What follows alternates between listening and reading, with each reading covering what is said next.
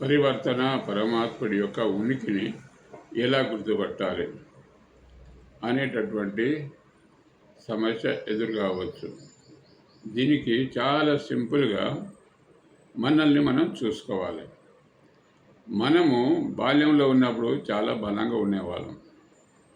పిల్లలను చూడండి, పిల్లలు పరిగెత్తినట్టుగా ముసలి వాళ్ళు పరిగెత్తలేరు. కారణం ఏంటంటే ఆ ఉనికి వేరుగా ఉంటుంది. అంటే ఆ బలం అనేది ఎక్కడ ఉంటుంది అంటే పిల్లలకి ఉంటుంది. పెద్దవాళ్ళ లోపల శరీరం పెద్దగా ఉంటుంది, కానీ ఉనికి తక్కువ ఉంటుంది.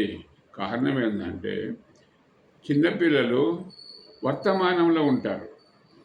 వర్తమానంలో ఉంటారు కాబట్టి బ్రహ్మాండంగా ఆటలు ఆడతారు, పాటలు పాడతారు, చదువు నేర్చుకుంటారు, అన్నిటికీ సమాధానం కూడా చెప్పగలుగుతారు. అదేవిధంగా ముసలి వాళ్ళు గతంలో ఉంటారు.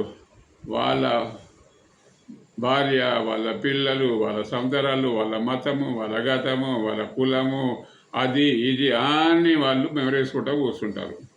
ఎద్దు అప్పుడప్పుడు గడ్డి తిని నెమరేస్తుంది.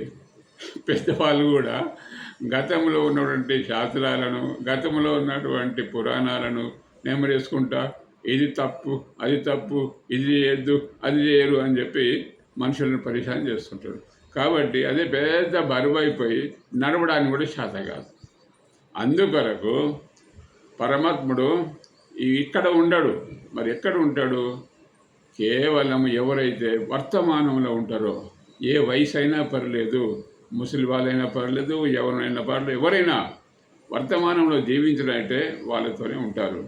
కనుక రాడికల్ మెరిటోక్రటిక్ పార్టీ యువకులతోటి, అదేవిధంగా బలమున్న వాళ్ళతోటి, అదేవిధంగా మేధావులతో ముందుకు వస్తున్నది. కనుక మీరందరూ కూడా మేధావులు, మీరందరూ కూడా బలమైన వాళ్ళు, మీరందరూ కూడా దేశం యొక్క స్థానం కోరేవారు. కాబట్టి మీరు ముందుకు రావాలని చెప్పి ఆశిస్తూ ముగిస్తున్నా.